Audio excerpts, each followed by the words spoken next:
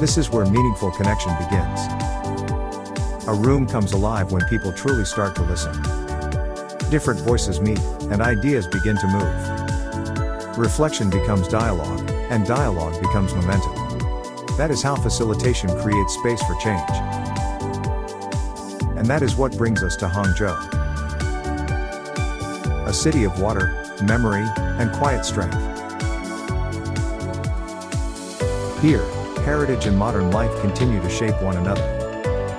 In Hangzhou, calm and possibility can share the same frame. That balance makes this city feel ready for what comes next. Across China, the IAF community has continued to grow. More facilitators are learning, practicing, and connecting. More conversations are turning into real collaboration. And more people are helping new possibilities take shape. Now that shared momentum is leading us to Hangzhou.